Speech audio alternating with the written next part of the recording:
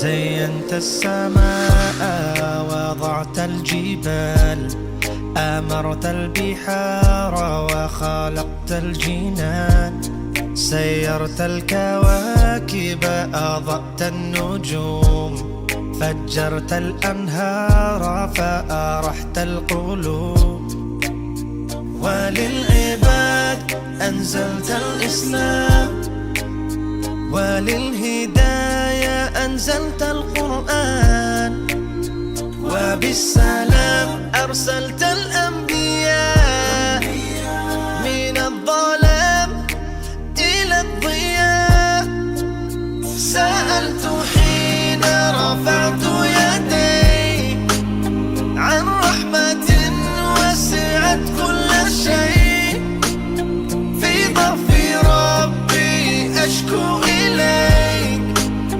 لكنني راض بما قضيت إن شئت قلت كن فيكون وزلت عني كل الهموم أنت الكريم وأنت الرحيم أنت السلام وأنت السميع majestic and mighty, the King of the worlds, the Lord of creations and the heavens above. You're closer to me than my jugular vein. You answer my prayers when I'm hurt and in pain.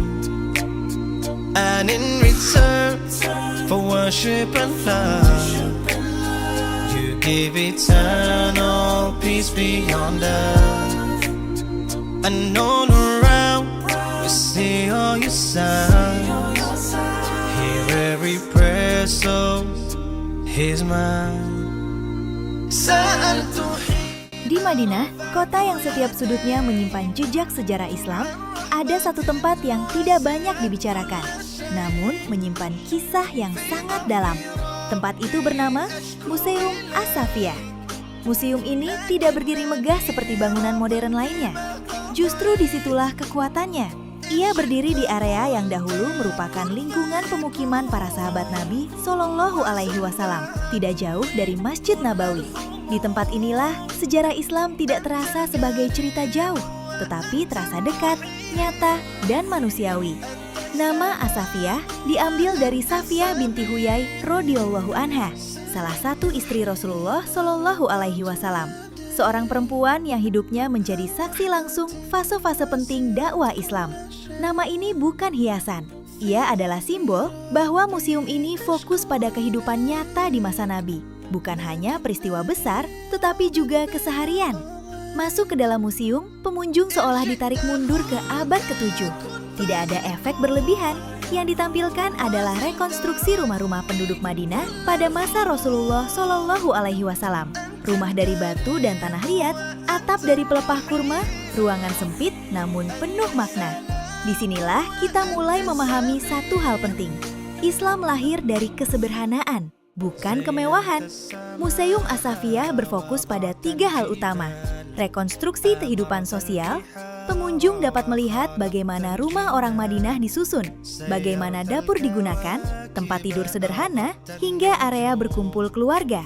Ini membongkar ilusi bahwa generasi terbaik hidup dalam kenyamanan.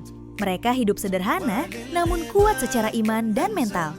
Alat-alat kehidupan sehari-hari, ditampilkan replika peralatan memasak, wadah air, alat pertanian, dan perlengkapan rumah tangga. Semua menunjukkan betapa kerasnya kehidupan saat itu dan betapa luar biasanya keteguhan para sahabat. Konteks sejarah perang dan pertahanan.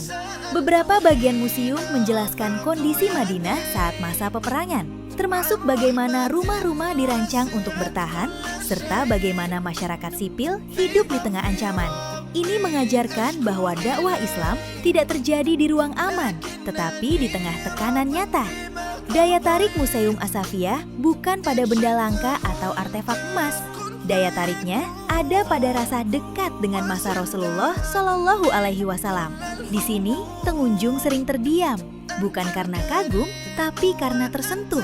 Kita dipaksa bertanya pada diri sendiri, Mereka hidup dengan fasilitas minimal, tapi mampu mengubah dunia. Kita hidup dengan fasilitas maksimal, tapi sering kehilangan arah. Museum ini tidak menggurui, ia memantulkan realitas. Ia membuat kita bercermin. Museum As-Safiyah bukan tempat wisata biasa, ia adalah pengingat bahwa Islam dibangun oleh manusia-manusia nyata dengan keterbatasan nyata, namun dengan keyakinan yang luar biasa.